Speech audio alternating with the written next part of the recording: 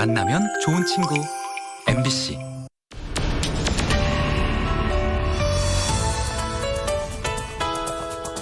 지역사회에 생생하게 살아있는 결이 다른 이야기 사생결단. 안녕하세요. 황지윤입니다. 저희가 2주 동안 경북 북부 총선 판세를 분석해 봤는데요. 오늘은 스윙보터로 불리는 20대 청년들이 제22대 총선을 어떻게 바라보고 있는지 다양한 의견을 드려보려고 합니다.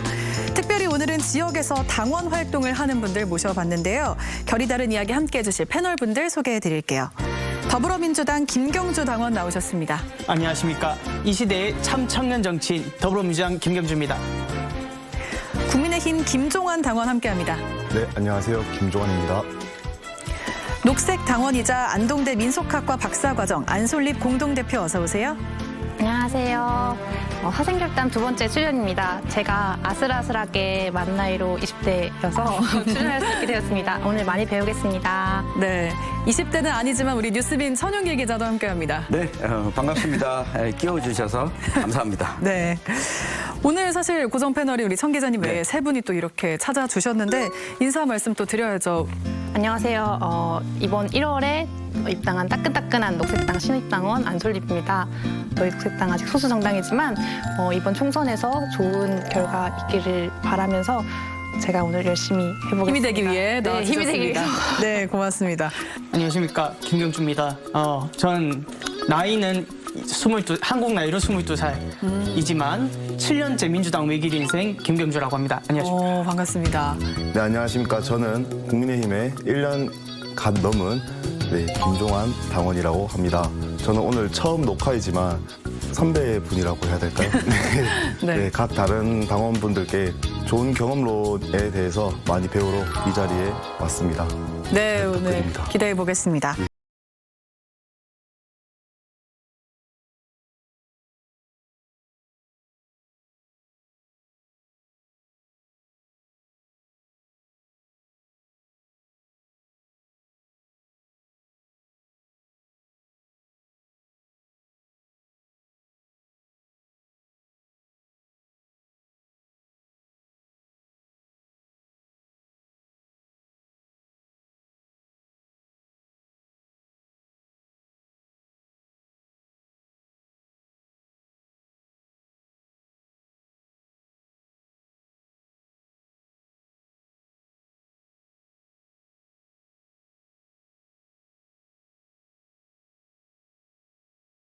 네, 오늘 주제에 대한 김경주 당원님의 결단부터 들어보겠습니다. 저는 클린스만식 정치입니다.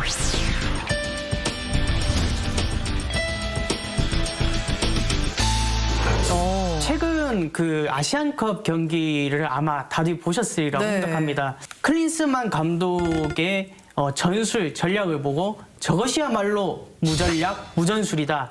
뛰는 선수들이 너무 불쌍할 정도다. 라고 하시는데요. 사실 우리나라 정치도 그렇게 되고 있지 않나 생각합니다. 국가 미래 전략은 없고 무전략, 무전술에 정당을 지지하는 지지자들이 불쌍해질 정도다. 전 이번 총선이 흔히 말하는 경질의 신호탄이 될 것이다. 그렇게 생각합니다. 그 경질은 아마 저는 윤석열 대통령에 대한 정권 심판론, 그게 제일 크지 않겠느냐. 저는 그렇게 생각합니다. 그래서 클린스만식 정치라고 해주셨습니다. 오늘 20대 패널 세 분과 함께 하고 있는데요. 각 당에서 활동을 하고 계신데 언제 또 어떤 계기로 시작하게 되셨는지 좀 더 자세하게 듣고 싶습니다. 2014년 4월 16일에 있었던 세월호 사건이 제일 큰 계기가 됐습니다. 그 이후로 뭐 여러 가지 박근혜 정권, 그 당시에 박근혜 정권에 대한 많은 이야기들에 또 여러 집회들에 참여하면서 이제 여러 민주당의 정치인분들께서 여러 가지 정책들 그리고 민주당의 정강 정책들을 홍보하시는 것을 보고 더불어민주당 같은 정당이 우리나라의 권력을 잡게 되면 수권 정당이 되면 우리나라가 다시는 박근혜 같은 지도자를 만나지는 않을 수 있겠구나라는 생각으로 더불어민주당 그 당시로는 이제 정당 가입 연령이 안 돼가지고 예비당원이라는 이름으로 시작을 했었는데요. 지난 지방선거 때 경주시의원으로 민주당 내에서는 기초의원 중에 전국 만내였습니다. 또 청년위원회 활동하면서 항상 민주당을 위해 노력하고 있습니다. 이름처럼 경주에서 활동을 네. 하셨던 거네요. 항상 경주에서 경주하는 김경주입니다. 아, 경주에서 경주하는 네, 김경주. 맞습니다. 바로 외워집니다.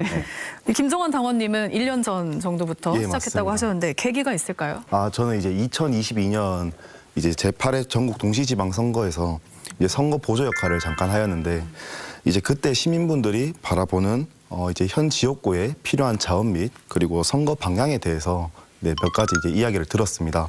그 이후 이제 저는 이제 정치에 대해서 관심을 가지게 되며 그리고 이제 저의 정치적 이념과 그리고 국민의힘의 정치 이념이 동등하다고 생각이 들어 저는 이제 사회에 기여하고자 하는 마음에 이제 국민의힘이라는 정당에 가입하게 되었습니다. 저는 당원이 된 지는 이제 한 달 남짓 되었는데요.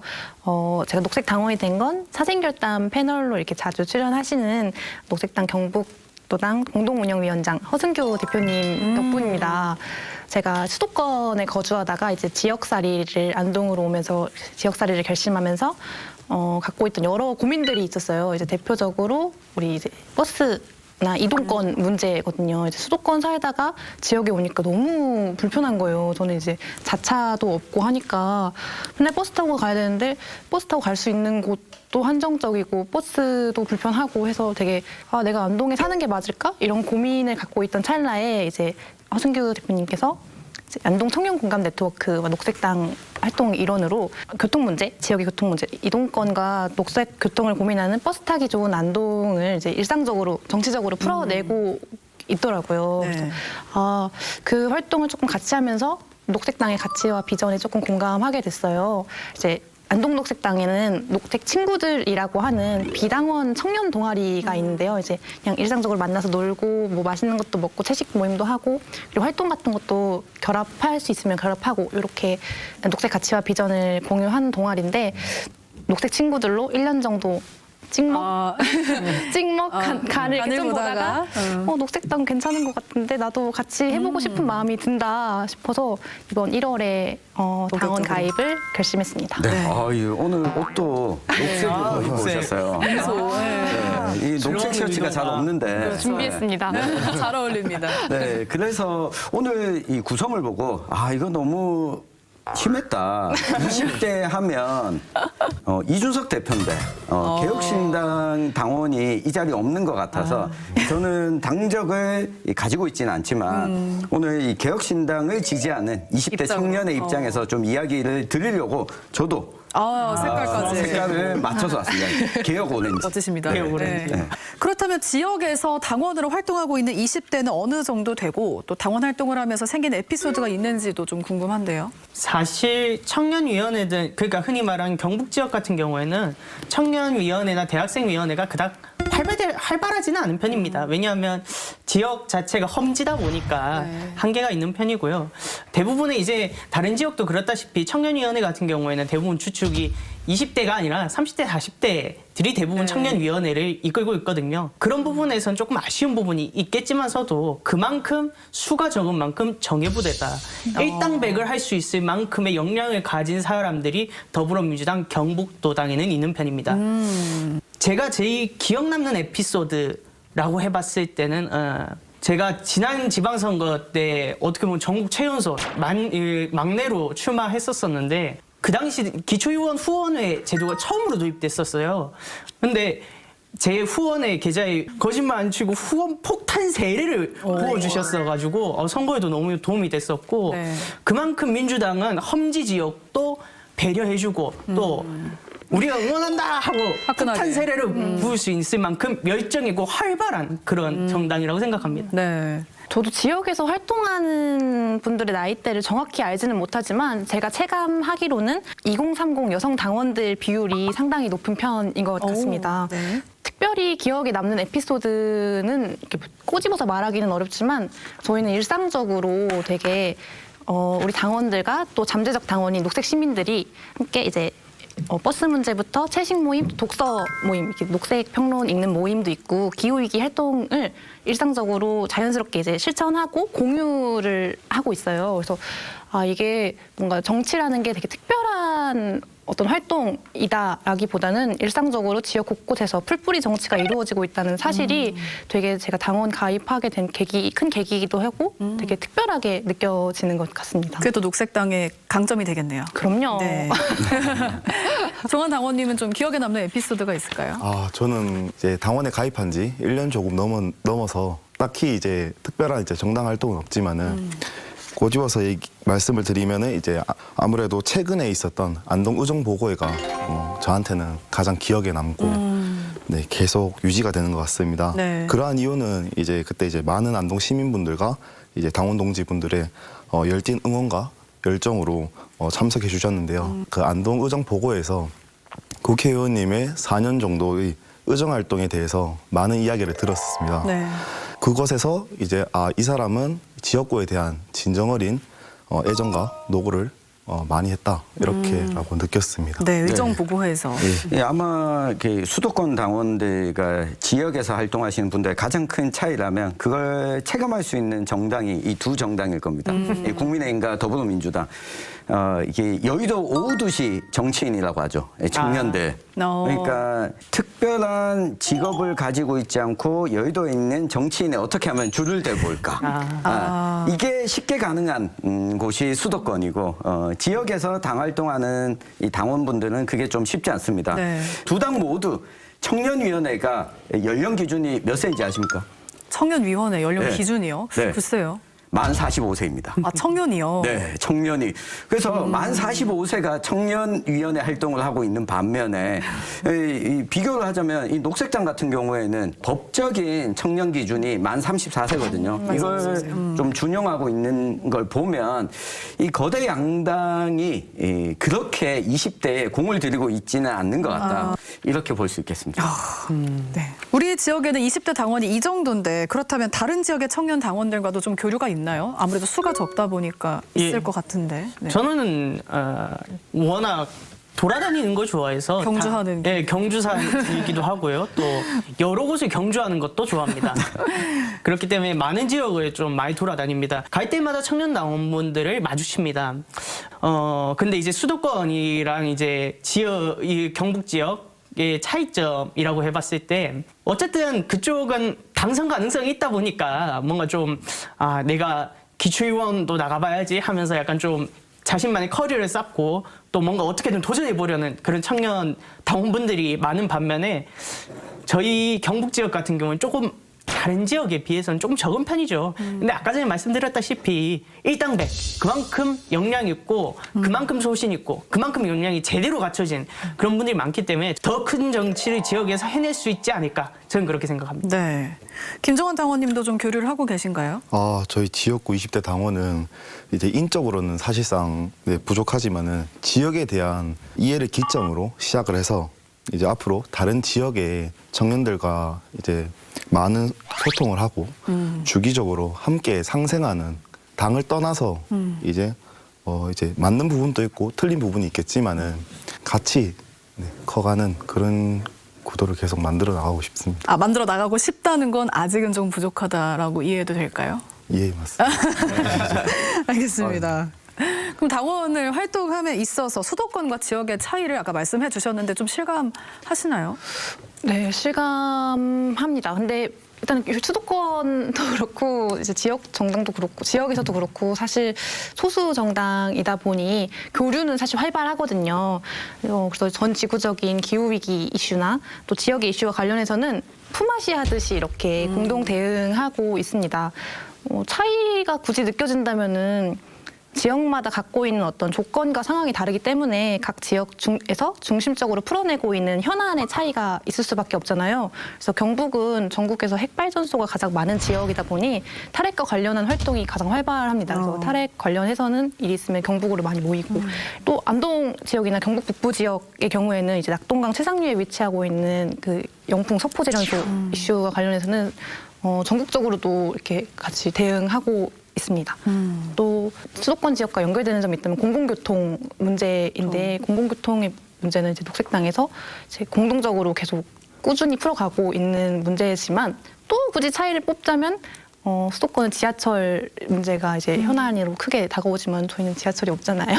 그래서 버스 문제에 조금 집중되는 지역 집중하고 있습니다. 네. 네, 이게 아무래도 특히 북부 지역 같은 경우에는 20대 인구 비중 자체가 맞아요. 상대적으로 적다 보니까 이 활발하게 20대를 중심으로 당 내에서 논의가 돌아가지 않고 이 50대와 60대 중심으로 돌아가는 구조가 좀 있는 것 같습니다. 거기다가 이 지역 청년 당원들에게 모든 정당 공통적으로 좀 필요한 게 있다면 여기 보시면 두 분 20대 초반이지 않습니까? 네. 그리고 우리 안솔립 당원분은 한국 나이로는 30대 초반, 이게 만 나이로 20대 후반인데 20대 후반에 당 활동하는 사람들을 보기가 어렵습니다. 이유가 뭐냐면 이 나이대쯤이 되면 생업을 가지게 되는데 이 정치, 이 정당 활동을 하게 됐을 때 내가 생업을 과연 계속 유지할 수 있느냐. 그러니까 주로 활동하시는 당원분들이 이 자영업을 하시는 분들, 이외에 직장을 가지고 있는 경우에는 이 정당에서 활동해서 이것으로 생계를 유지하는 것이 지금 지역 차원에서는 좀 불가능합니다. 그러니까 서울 수도권 쪽으로 가게 되면 이 중앙당 당직자나 그리고 국회의원 보좌관들을 좀 맡기도 하는데 이 지역에는 그런 경험을 할 수 있는 기회가 잘 없다 보니까 20대 후반에 활동이 좀 부족한데 이런 부분들을 제도적으로 청년들한테 많이 참여하라고 이 기회를 열어주고 호출만 하는 게 아니라 지속해서 좀 활동할 수 있도록 이 재정적 기반을 마련해 주는 것도 20대 정치를 위해서는 좀 필요한 부분이 아닐까 싶습니다. 네. 계속해서 이번에는 김종환 당원님의 결담을 들어보겠습니다. 한강 투석.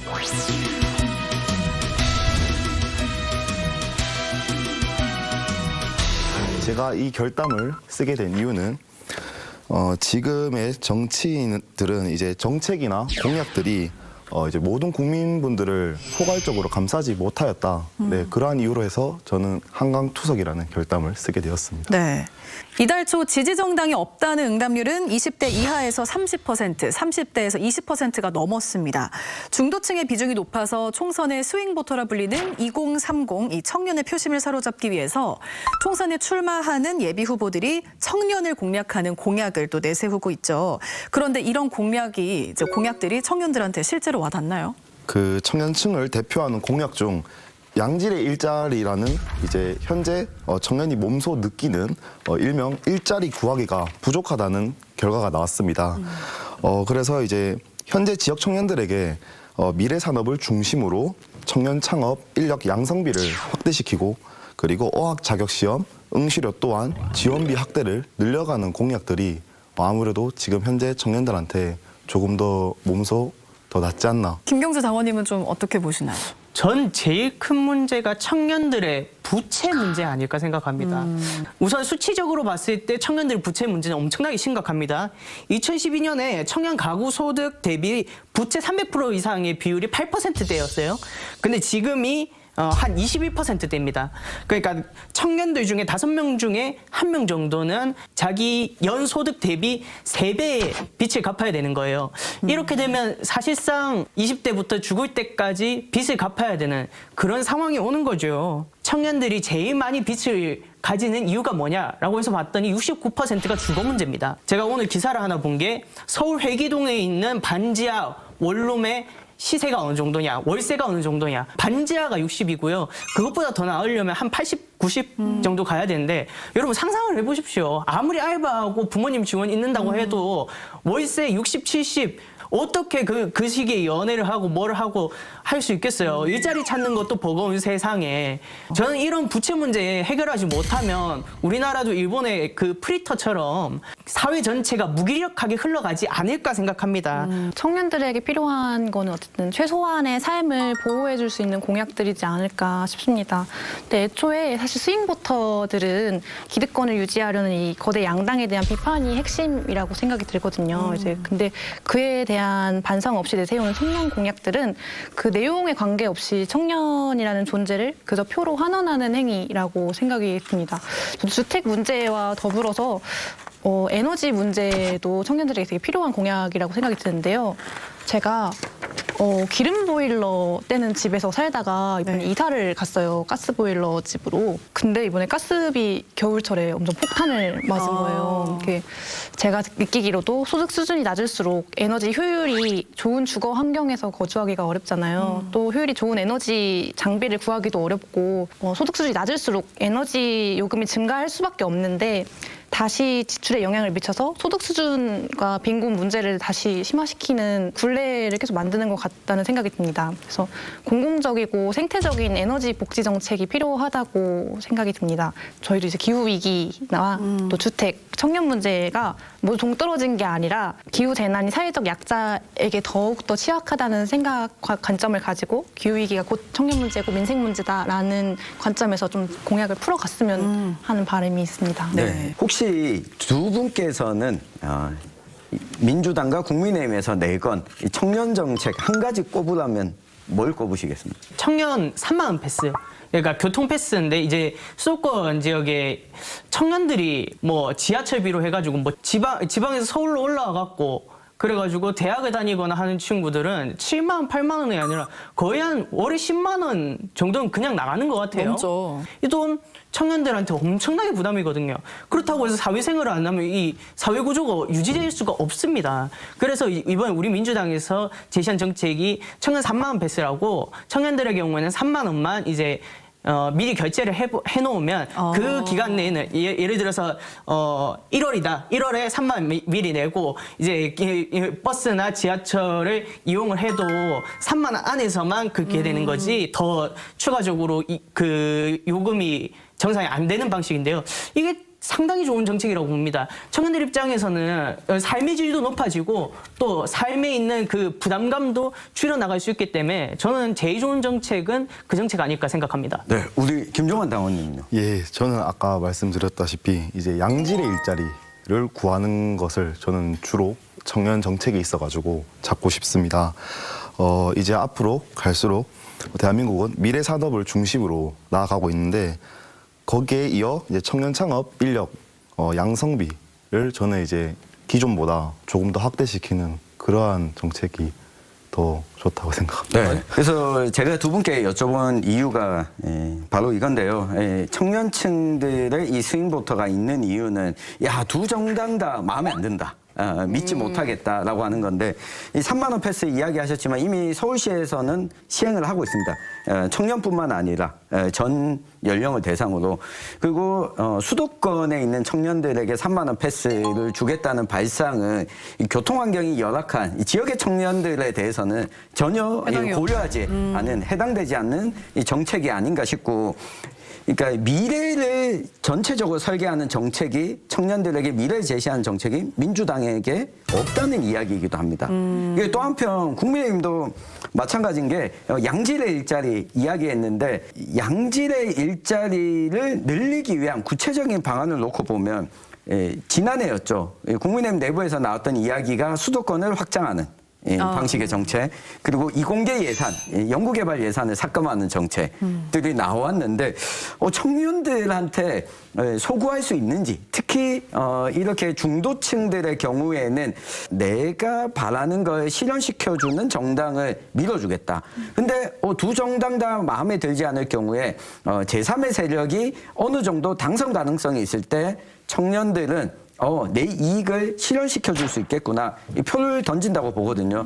청년과 관련해서 미래에 대해서 구체적으로 이야기하지 않는 정당은 사실 신뢰를 갖기가 어렵다는 걸 방증하는 거죠. 오히려 이 답변이 네. 이 수도권 지역에서는 청년 3만 원 패스지만 그 당에서 제시한 정책으로는 그 전국에 있는 청년 대상으로 해가지고 5만 원 패스도 이미 제시한 정책으로 알고 있거든요. 청년 패스라는 정책 자체가 이제 막 도입되는 상태여 가지고 아직 조금 부족할 뿐이지 민주당도 충분히 청년 정책에 대해서 충분히 소구를 가지고 있고 비수도권 청년들에게도 충분히 어필할 수 있다고 생각합니다. 저는. 네. 더 개발할 여의지가 있다. 더 개발할 의지가 있고 계속해서 레이 2030이라고 해가지고 청년들이 어떤 정책을 원하는지 설문조사도 받고요. 실제로 정책 콘테스트도 열어서 여러 청년들에게 이야기도 듣고 있어가지고 그렇게까지 생각 안 하셔도 좋을 것 같습니다. 5만 원 패스에 기차도 들어가나요? 기차랑 KTX 이야기하시는 겁니까? 네. KTX는 들어가지 않는 것으로 안 알고 있어요. 들어가는 대중교통. 그럼 또 안동에는 해당이 그렇죠. 아니 될지 이동권 모르겠네요. 문제와 관련해서는 사실 저는 현금성으로 이렇게 패스를 지급하는 거는 사용에 있어서도 그리고 사실 쓰는 금액에 있어서도 그렇게 큰 기여를 하지는 못한다고 생각이 듭니다. 지역 교통 격차를 줄일 수 있는 어떤 공공교통 체계를 구축하는 것이 되게 급선무라는 생각이 드는데요. 지역 교통 격차를 줄이기 위한 중앙 정부의 책임을 강화하는 교통기본법 제정, 그러니까 교통을 복지로서 다루고 있는 것이 녹색당의 핵심 공약입니다. 와, 아, 깨알같이 치열합니다. 그 사이에. 네. 아유, 핵심 공약이니까. 저는 되게 말씀에 어느 정도는 동의하는 게 저희 민주당도 상당히 그 버스라든지 그 대중교통에 대한 공영제를 많이 지지하고 있습니다. 뭐 각 지역에서 버스 공영화라든지 공영제라든지 그런 거에 많이 고민하고 있다. 이런 말씀드리고 싶습니다. 네. 네, 또 하나의 중요한 과제죠. 저출생과 돌봄. 현재 거대 영당 모두 이 공약에 가장 공을 들이고 있는 것 같은데요. 국민의힘은 맞벌이 부부의 일, 가정, 양립 문제에 초점을 맞췄고 민주당은 현금성 지원에 집중하는 모습인데 이 두 정당의 공약에 대해 어떻게 생각하시나요? 좀 설명을 해주시죠. 부총리급 이제 인구부 신설 등 육아휴직 및 지원금을 확대시키는 것은 이제 부모가 자녀를 돌보는 것에 있어 네. 부담감을 줄여 이제 경제 생활에 대한 불안한 이제 인식을 개선시킬 수 있는 중요한 시점이라고 생각합니다. 네. 현금성 지원으로는 우리 민주당이 이번에 헝가리식 저출생 대책을 벤치마킹해 왔어요. 신혼부부에게 10년 만기로 1억 대출을 해주고 첫 아이를 낳으면 무이자로 전환. 둘째 아이를 낳으면 절반 감면, 셋째 아이를 낳으면 전부 감면하는 형식으로 해가지고 그러니까 애 셋 낳으면 1억 공짜로 주겠다. 이 이야기나 마찬가지니까 네네. 현금성 지원은 맞습니다. 그런데요, 제일 주목한 부분이 현금성 지원이 아니라 주택 정책이라고 생각합니다. 그 자녀 출산 시 두 자녀일 땐 24평, 세 자녀일 땐 33평에 분양 전환 공공 임대 형식으로 주택을 부부들에게 지급을 합니다. 이 주택 문제와 이 현금 문제를 동시에 해결하는 거라고 생각합니다. 그리고 실제 OECD 통계에 따르면요, 가계 소득에서 그러니까 주택 지출이 1% 늘어나면 출생률이 0.014명 줄어듭니다. 그러니까 주택에 쓰는 비용이 많을수록 출생률이 적게. 떨어지는 네. 거죠. 그런데 이런 식으로 분양 전환 공공임대 형식으로 주택을 지급하게 되면 출생률도 조금씩 나아질 거고요. 만약 우리 민주당에서 제시하는 정책이 실현되고 국회 안으로 들어갈 수만 있다면 지금보다는 조금 더 주택 문제라든지 부채 문제도 해결될 거고 또 더불어서 저출생 문제도 점점 바로 나오지는 않겠지만 점점 해결될 거라고 봅니다. 네. 두 분 이렇게 들으셨는데 어떻게 생각하시나요? 좀 공감을 하실까요? 모두 취지는 좋으나 그 구체성이나 현실성이 조금 부족하다는 생각이 들더라고요. 당장 청년들이 먹고 사는 문제, 생존 자체가 문제되는 시점에서 새로운 출생을 기대하는 게 맞나? 싶은 생각이 들더라고요. 이게 사실 얘기를 들어보면 결혼하면 준다, 이제 애를 낳으면 준다인데 결혼할 수가 없는데. 애초에 결혼이 안 되는데. 이번에 친구를 만나고 왔는데 이제 명절에 이제 고향 친구를 만나고 왔는데 이제 이렇게 연애를 막 시작했거든요. 막 열흘 됐다 막 이런 얘기를 하길래 이제 어쨌든 간에 30대, 20대 후반에 연애를 시작한다고 하면 약간 진지하게 만나는 거라는 생각이 들어서 그럼 넌 결혼할 거야? 이렇게 물어봤더니 아니 모아놓은 게 없는데 어떻게 하냐고. 내가 하고 싶어도 남자 쪽에서 내가 이렇게 모아놓은 게 없으면은 아마 싫다고 하지 않을까? 못할 것 같다. 이런 얘기를 하더라고요. 애초에 결혼 혹은 출생 자체가 아니라 생존 자체가 문제되는 시점에서는 더 이후에 출생을 기대하기는 어렵다는 생각이 듭니다. 그래서 저는 조금 이런 문제에 대해서는 근본적으로 우리가 접근할 필요가 있지 않을까. 지역 청년의 입장에서 보면 각 정당들이 많은 공약을 내놨지만 저는 두 개 정당 이 정책이 눈에 띄었는데 하나가 이 정의당에서 내놨었던 지방대학은 무상 등록금. 그러니까 서울 수도권 이외의 모든 지방 국립대와 사립대는 등록금을 이 면제해주자. 그래야 청년들이 지역으로 올 수 있고 지역의 청년들이 늘어나야 저출생 문제도 해결될 거 아니냐. 또 하나가 이 개혁신당이 이야기하는 연금개혁 문제를 꾸준히 이야기했습니다. 청년들이 불안해하는 이유 중에 하나가 야 인구가 줄고 있다, 출생률이 감소한다라고 하면서 불안한 게 그럼 나중에 이 부담을 우리가 다 져야 돼? 라고 하는 이 불안감을 실제 20대들 만나니까 가지고 있더라고요. 그러니까 정부가 다른 분야에 재정을 쓰는 것에 대해서도 그러면 이 빚을 우리가 다 져야 되는 거야? 여기에 대한 이 계획을 정치권이 좀 보여주면 좋겠다. 네. 그런 면에서 연금개혁과 이 노인 무인승차 제도를 폐지하고 다시 교통체제를 좀 바꾸자라고 하는 이 개혁신당의 정책이 청년들의 입장에서는 좀 소구력이 있지 않을까 이렇게 봤습니다. 네. 네, 그럼 이어서 오늘 주제에 대한 안솔립 대표님의 결담 들어보겠습니다. 중소의 기적.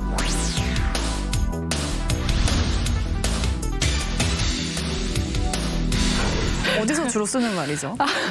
제가 K-팝 당연히 청년이니까 넣어줘야지. K-팝을 좋아하는데요. 네. 대기업 K-팝 씬에도 그렇듯이 이제 대기업들이 많잖아요. 뭐 SM, 하이브 뭐 이런 것들 많은데 네. 작은 기업에서도 종종 성공하는 아이돌들이 나오고 있습니다. 네. 성공 전략은 바로 이제 좋은 노래라는 전공법. 이라고 생각이 드는데요. 이제 우리 리스너들은 자체로운 음악도 들을 수 있고 이렇게 그런 다양성이 확보될 수 있어서 되게 좋은 말이라고 생각해요. 중소의 기적이라는 중소의 말이. 기적. 네. 네. 그래서 저희도 정치판에서도 자본의 힘이 아닌 좋은 후보와 공약이라는 전공법을 통해서 그런 중소의 기적이 정치판에서도 일어날 수 있기를 바라는 마음에 중소의 기적 했습니다. 네.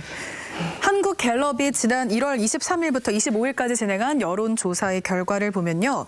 20대는 40%가 제3지대 다수 후보 당선을 희망하는 것으로 나타났습니다.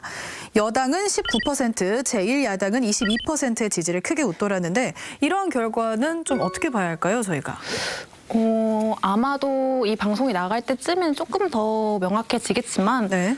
저도 아직 확실히 모르겠어요. 매일 아침에 이제 뉴스를 보면 누가 탈당하고 뭐 이제 누구랑 어디랑 연합하고 뭔가 확정하고 파악하기에는 시기상조라는 생각이 듭니다. 그럼에도 이제 여론조사 결과를 통해서 확인할 수 있는 것은 특히 20대가 양당 기득권 정치를 원하진 않는다라는 것으로 해석되는데요. 아까 경주님도 말씀해 주셨듯이 지금 20대는 청소년기에 혹은 20대 초반에 촛불혁명을 경험한 세대들이잖아요. 네. 촛불은 되게 짧은 시기에 실질적인 어떤 성과를 일으킨 사건이라고 생각이 들거든요. 근데 그 이후에 지속된 양당 정치와 현실에 대해서는 조금 회의감과 분노가 있을 수밖에 없다는 생각이 들어요. 그래서 그런 감정들이 다양성 정치로 좀 나아갈 수 있지 않을까, 그런 원동력이 될 수 있지 않을까 하고 생각하고 있습니다. 네. 지금 이런 목소리가 나오는 이유는 맨날 그 나무를 그 밥 하고 있으니까 사람들이 반발을 하는 거예요. 저는 이거는 양당 입장에서 어떻게 극복해야 되냐면 특히 우리 더불어민주당 같은 경우는 어떻게 해결해 나가야 되는 거냐면 혁신 공천, 개혁 공천밖에 없다고 생각합니다. 저는 이번에 보면 영입 인재들이 너무 많이 들어요. 서희초 문제 해결하였던 교사 출신인 백승아 영입 인재도 있고요. NC소프트 출신 트렌드에 엄청 밝으시더라고요. 이재성 영입 인재라고 계십니다. 이런 분들 보면 너무 신박해요. 그리고 너무 새롭고요. 저는 이런 식으로 민주당이 좀 더 혁신적이고 개혁적인 공천을 하면 개혁신당에 원래 지지했었던 20대 이대남들도 충분히 가져올 수 있다고 생각하고요. 기존의 진보정당을 지지하던 이대녀들도 충분히 가지고 올 수 있다고 생각합니다. 지금 제3지대를 지지한다는 여론이 크다고 해서 제3지대에 있는 그 사람들이 착각을 조금 안 했으면 좋겠습니다. 네. 생각 있으신가요? 네. 저는 이제 아무래도 여야 간의 건설적인 토론을 통하여 오직 민생만을 생각하고 노력하고 헌신을 해야 되는데 지금의 정치는 보면은 한 명을 이제 죽이는 일명 이제 정쟁이나 정치 공세로 타락을 했습니다. 그래서 아무래도 20대가 제3지대 다수의 후보가 많이 당선됐으면 좋겠다라는 거기에 이제 지지율로 나오는 거고요. 그 다음에 그래서 이제 중도층의 이제 민심들은 여당과 제1야당의 심판론으로도 볼 수가 있다라는 말씀을 드립니다. 네. 뭐 그런 것 같아요. 20대들이 앞서 우리 김종환 당원님도 이야기해 주셨지만 이게 누군가를 죽이기 위한 정치들. 아침에 뉴스를 보면 저 사람이 나쁜 놈이 아니야 제가 더 나빠라고 하는 싸우는 것 속에 오늘 나왔던 정책 이야기를 하면서 사람들의 이렇게 인상 깊게 20대 청년들이 기억에 남는 정책들을 어느 정당이 던졌는지 보면 좀 이해가 가실 겁니다. 그러니까 국민의힘이나 더불어민주당에서 내놓은 정책들보다 이들이 상대방을 공격하는 거에 20대들은 좀 신물이 난다고 해야 되나? 그러니까 아유 싫어 저렇게 싸우는 거 보고 싶지 않고 나는 내 표를 내 이익 실현을 위해서 적극적으로 행사하고 싶어 라고 하는 게 지금 여론조사에서 나타나고 있는 거거든요. 물론 이 20대들이 투표장에 안 가는 게 아닙니다. 그럼 막판에 가서 어떤 정책들을 20대들한테 더 소구력 있게 내놓느냐가 핵심인 것 같고요. 그때까지 누구는 감옥에 넣겠다. 정권 바뀌면 또 달라질 거다라고 하는 모습을 좀 보기 싫다는 좀 표현이 아닌가 싶습니다. 네. 저도 솔직히 양당의 현수막만 봐도 그날 기분이 안 좋아요. 현수막만 봐도 되게 진이 빠지는 되게 그래서 말하고자 하는 게 뭐지? 남의 정당 까내리는 것 말고는 말하고자 하는 게 뭐지? 하는 생각이 되게 많이 들더라고요. 20대들은 분명히 다양성 정치를 원하고 있는데 그렇게 하지 못하게 만드는 어떤 효과들 그것들을 계속 민주당이든 국민의힘이든 전 양당에서 계속 그렇게 하고 있다고 생각하고 제3지대도 마찬가지라고 생각이 들거든요. 저도 그 정당에서 내세우고 있는 어떤 인물의 뿌리나 역사들을 우리가 다 알고 있는 와중에 이 사람이랑 같이 한다고? 사실 너무 충격적이기도 하다는 생각이 들어요. 특히 20대들에게는 되게 그게 정치인들의 기만적인 행동이라는 느낌을 받거든요. 아까 말씀하셨던 혁신공천, 개혁공천 한 인물들이 되게 눈에 띈다고 말씀을 해주셨는데 그런 인물들이 당선된다고 해도 저는 당의 결정권을 가진 인물들은 사실은 기존의 정치권에서 오랫동안 활동했던 보수적인 정치인들, 좀 더 윗세대의 정치인들이 아닌가 이런 생각이 들고요.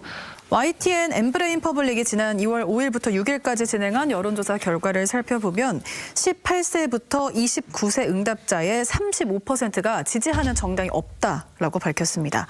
30대는 21%, 40대는 14%인 반해서 20대는 월등히 높았는데요. 이처럼 20대 중도층이 많은 이유는 뭘까요? 앞에서 계속 얘기했듯이 기득권을 유지하려는 양당 정치에 대한 비판이라는 생각이 듭니다. 지지하는 정당이 없다라는 말은 지금의 정치 지형 자체에 대한 문제의식의 제기라고 생각이 들고요.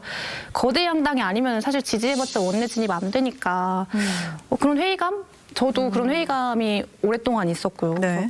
저도 그래서 정치에 계속 관심이 있었고 지역에서 이런저런 활동도 해왔지만 당에 가입한 건 사실 1개월 남짓이잖아요. 그러니까 정치판의 패러다임 전환이 필요하다. 그리고 그런 패러다임 전환이 이번 총선에서 작게나마 이루어졌으면 좋겠다라는 마음이 있습니다. 네. 아직 이제 막 정치적 정체성을 확립해 나가는 과정에 있다고 생각을 해요. 그렇기 때문에 중도층이 상당히 많다고 생각합니다. 반대로 그만큼 쏠림 형상도 조금 강하다. 저는 그렇게 봅니다. 지난 그 대선 때도 그랬잖아요. 지난 대선 때도 그때 당시에 윤석열 후보한테 되게 쏠렸습니다. 이대남 같은 경우에는 뭐 여성부 폐지 공약이라든지 몇몇 공약들을 내세우면서 근데 그런 효과를 만들어냈었던 것도 결국은 이준석 전 대표 아닌가. 근데 그렇게 해서 이준석 말 믿고 이준석이 해결해 줄 거야. 이준석이 윤석열과 함께 해결해 줄 거야 라고 믿었는데 이 뭐가 되는 게 없다 이 말이죠. 저는 이 제3지대 세력에 대해 과연 20대 중도층들이 쟤네 믿을 수 있을까라는 그런 생각을 할까? 쟤네들이 뽑아줘야겠다라는 생각을 쉽게 가질 수 있을까? 조아님의 생각도 좀 궁금합니다. 예. 그 20대는 아무래도 SNS 및 그 많은 이제 미디어 체계로 많은 정보에 노출되어 있는 건 사실입니다. 그러기에 정치적인 성향으로 보는 것보단 팩트에 기반하여 생각과 수준을 결정하기 때문에 지금 20대가 바라보는 정치는 한쪽에 치우치지 않는 것입니다. 방금 말씀해 주셨다시피 자기 쉽게 말하면 이제 가치나 이런 가치관들을 이제 확립해 나가는 단계이기 때문에 약간 바람이라고 저도 생각이 들고 그 바람이 어떻게 부느냐에 따라서 한쪽에 치우칠 수도 있고 아니면 치우치지 않을 수도 있는데 저는 그래서 이제 아무래도 20대는 중도층이 좀 많다라고 얘기를 드릴 수 있을 것 같습니다. 네. 저는 효능감이라고 보거든요. 효능감. 네, 정치적으로 효능감을 느낄 수 있어야 되는데 특히 경북 지역 같은 경우에는 아유 내가 뭐 누구 어느 정당을 지지하든 내가 표를 준다고 내 표에 따라서 바뀌겠냐라고 하는 효능감이 없기 때문이라고 봅니다. 국민의힘 내에서 보면 지금 이 공천 과정이 한창 진행 중인데 20대들이 본인들의 목소리를 전달할 통로나 창구가 국민의힘 내에서 좀 부족합니다. 그래서 우리가 원하는 정책을 받아줄 후보로 공천을 좀 바꿔주세요 하는 의견 반영이 만약에 된다면 오히려 적극적으로 국민의힘에 이 가입을 해서 이 당내에서라도 뭔가 바꿔볼 수 있는데 그럴 가능성은 크게 없고 민주당 같은 경우에는 지역구에 후보도 다 없어요. 그러니까 20대 입장에서 좀 민주당은 후보도 제대로 못 내는데 내가 뭐 투표한다고 바뀌겠냐 이 효능감을 못 느끼기 때문인데 이 이야기는 즉슨 선거제도 자체가 지금의 20대들 특히 지역의 20대들이 관심을 가지지 못하도록 짜여 있다. 이런 상황 때문에 특히 20대 지역에서는 더더욱 좀 양당 모두를 지지하지 않는 이들이 존재하는 거죠. 20대들이 사실 정치 회의적이라는 말씀을 많이 하시는데 저는 20대들을 충분히 정치적이라고 생각이 들거든요. 분명히 정치적이다라고 느낀 게 이제 팬덤 문화거든요. 이제 일명 개딸들이라고 불리는 이재명 대표의 지지자들이 대표적이죠. 저도 녹색정의당 비례 후보자인 호준교 위원장님 팬이기도 하거든요. 근데 사실 자세히 들여다보면요. 요즘 팬들은 내가 좋아하는 스타를 그냥 일방적으로 이렇게 맹목적으로 따르는 게 아니라 내가 원하는 방향으로 키우고 싶어요. 국민 프로듀서 이런 말 있잖아요. 이렇게 내가 원하는 방향으로 키우고 싶고 또 공적으로 혹은 사적으로든 이제 문제되는 부분이 있다고 하면은 쓴소리하고 가차없이 탈덕선언, 일명 탈덕선언 이렇게 나는 이제 팬 안 하겠다. 오히려 안티팬이 되기도 하거든요. 이제 청년들이 저는 정치에 관심을 갖는 형태가 좀 달라졌다라는 생각이 들거든요. 이전에 보수적인 혹은 전통적인 정치의 형태가 아니라 다른 행동의 형태로 정치를 하고 있고 어쩌면 청년들의 정치 행동에 좀 응답할 수 있는 완벽하진 않더라도 청년들을 대표하거나 적어도 관심을 끌 수 있는 매력적인 정치인과 정당이 필요하다는 생각이 듭니다. 근데 제가 청년들의 팬덤 문화를 지향하거나 우리가 다 이렇게 가야 된다 이런 건 절대 아니고요. 문제도 분명히 있지만 2030에게 익숙한 형태의 새로운 정치 형태, 새로운 방법이 새롭게 등장했다라는 것이고 청년들이 더 이상 정치에 무관심하다라는 프레임에 갇히지 않았으면 좋겠습니다. 네. 네, 그럼 마지막으로 오늘 주제에 대한 천용길 기자님의 결담도 들어보겠습니다. 미래가 없는 정치.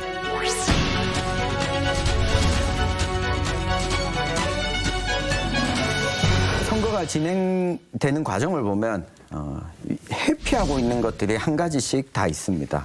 이 첫 번째 가장 큰 문제는 앞으로 우리가 조세를 어떻게 걷어서 어떤 방식으로 쓸 것인가. 이 저출생과 인구 감소 문제에 있어서 그러면 우리가 증세를 해야 되냐. 그럼 적극적으로 증세하는 방안에 대해서 이야기를 해야 되지만 하지 않습니다. 그리고 연금 개혁과 관련해서도 거대 양당 모두 이야기를 꺼내고 있지 않습니다. 총선, 정치라고 하는 게 우리 미래를 결정하는데 중요하다라고 이야기를 하면서도 중요한 이슈에 대해서는 회피하고 있는 이 모습 때문에 사실 20대들 입장에서는 그 모습이 좀 웃어 보인다고 해야 되나? 정치가 이런 걸 이야기하는 거야라고 하는 걸 좀 보여줘야 되는데 그게 부족한 게 아닌가. 그래서 남은 한 40여 일 정도라도 이런 미래를 위한 쟁점이 토론되고 투표로 선택할 수 있는 공간이 되면 좋겠다. 40일 조각이 안 남았나요? 확실감 납니다. 2030에게 떠오르는 주요한 이슈가 바로 국방 분야 아닐까 싶은데요. 장병들의 복지 여건 개선뿐만 아니라 여성 신규 공무원 병역 의무화, 또 여성 징병제와 시니어 아미 등 정당별로 다양한 정책들이 내세워지는데 이에 대해서 어떻게 생각하시는지 또 의견이 궁금합니다. 네, 결국 이 국방 분야에 대한 이슈가 논쟁거리로 떠오르는 것도 이 개혁신당에서 이 공약을 내걸면서부터 때부터지 않습니까? 그전에는 우리 20대들 사이에서 이 논의가 크게 없었어요. 근데 우리 사회에서 미래를 위해서 꼭 필요한 이슈는 내 생각이 이렇다라고 먼저 화두를 던지고 그다음에 서로 다른 이야기들을 다 할 수 있는 이 공간이어야 됩니다. 그러니까 여성징병제 이야기를 나오니까 지금 대한민국 군대 환경에서 여자도 군대 가라고? 말도 안 돼! 라고 이야기가 나오면서 그러면 지금 군대 환경이 어떤지도 확인할 수가 있고요. 또 확인된 문제가 한 가지가 있죠. 지금 줄어드는 출생 인구로 보면 지금 현재의 국방 체계를 그대로 지속 운영하기란 거의 불가능에 가깝습니다. 이 체계 개편이 있어야 되는 거죠. 또 한편으로는 우리 국민의 4대 의무 중에 한 가지가 국방의 의무잖아요. 네. 국방의 의무라고 하는 이 헌법에 명시된 의무를 그러니까 비장애인 남성만 지금 할 수 있습니다. 그러니까 이준석 대표가 이야기했던 것 중에 뭐 소방직이나 경찰 공무원에 대해서는 무조건 여성도 군복무를 해야 된다라고 한 부분에 대해서는 논쟁의 여지가 훨씬 더 많습니다만 오히려 이 국방의 의무를 사회복무라고 하는 차원에서 꼭 이 현역 군대가 아니더라도 이 여성들이나 이 비장애인 말고 장애인 역시 지금 군인들이 받고 있는 급여 수준에서 사회복무들을 한다면 다양한 사회서비스 영역에서 또 일종의 국방의 의무를 할 수 있는 거죠. 가령 실제로 하고 있습니다만 대체복무 중에 영농 후계자 대체복무도 있습니다. 왜냐하면 농업이 우리 국가 안보를 위해서 중요하다라고 판단하기 때문인 거죠. 그것처럼 우리가 이 국방의 의무를 전 국민이 함께 나눠질 수 있도록 하는 어젠더가 이번 총선에서 반드시 저는 좀 필요하다라고 보여집니다. 병역 의무에 대한 충분한 사회적 보상은 분명히 필요하고 개선돼야 하는 한편에 안보나 평화에 대한 개념을 조금 넓게 우리가 해석할 필요가 있지 않을까 생각이 듭니다. 전쟁의 부재만을 의미하는 소극적인 평화에서 구조적 폭력과 문화적 폭력까지 해소하는 조금 넓은 의미의 적극적인 평화 담론을 우리가 생각해 봐야 하지 않을까 싶은데요. 좁은 의미의 군사 안보를 넘어서서 외교 문제나 빈곤 또 자연재해 기후위기 같은 국가의 안보 안전과 연결되는 현상까지도 우리가 안보의 대상으로 확대할 필요가 있다고 생각합니다. 이제 그렇게 바라보면 이제 성별과 세대를 좀 가르지 않으면서 국방의 의무를 좀 구체화할 수 있는 공약들이 나올 수 있지 않을까 생각이 듭니다. 네. 우선 이 징병제라는 패러다임부터 좀 구시대적이지 않나 생각합니다. 우선 여성징병제 시니어아미 이런 거 저는 솔직히 오히려 사회적 소모만 강화시키는 이야기가 아닌가 저는 그렇게 생각합니다. 지금 우리나라 군대는요. 엄청나게 비효율적으로 운영되고 있는 군대입니다. 군 인력 규모가 커진다고 해가지고 국방력이 커집니까? 아닙니다. 실제로 미국 같은 경우도 베트남전 패배 이후로 완전히 제도로 바꿨어요. 원래는 징병제는 그 이후로 모병제로 바꿨습니다. 저는 우리나라가 국방 혁신해야 된다고 하면 여성징병제, 시니어아미 이런 문제 이야기할 필요 전혀 아니고요. 오히려 다른 선진국들이, 다른 국방 선진국들, 안보 선진국들이 왜 국방 안보 선진국이 됐는지부터 배워야 된다고 봅니다. 우리가 더 미래로 갈 수 있는 모병제라든지 이런 제도를 이야기할 수 있어야만 우리나라가 미래로 가는 것이지 이런 소모적인 논쟁 필요 없다고 생각합니다. 네. 네. 이 미국 이야기를 했는데 모병제로 하다 보니까 오히려 이 군에 자원하는 사람들이 저소득층의 가난한 사람들만 군대에 갑니다. 제가 군대에 다녀와서 좀 많이 배웠던 것 중에 하나가 정말 이 다양한 계층의 다양한 소득을 가지고 있는 사람들이 만날 수 있는 장이다. 이 경험의 장이 이 대체복무든 다른 사회복무든 이렇게 좀 넓어져야 된다. 그런 측면에서 20대들에게 군대가 아마 모병제 전환하면 이런 현상이 나타날 겁니다. 너는 군대 가니? 너 못 사는구나. 군대 가야 되는구나.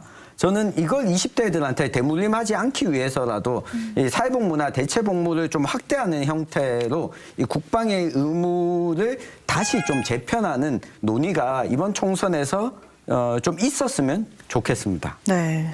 네, 오늘 이렇게 22대 총선에 관한 20대 이야기 들어봤습니다. 오늘 또 이렇게 함께해 주셨는데 어떠셨나요? 긴장 많이 하셨는데 네. 좀 후회가 남으시나요, 혹시? 아닙니다. 저는 오히려 더 이렇게 녹화 자리에 나오면서 물론 제가 좀 많이 부족하다라는 걸 많이 들었을 뿐더러 많은 이야기와 이런 것도 있구나라고 많이 배웠습니다.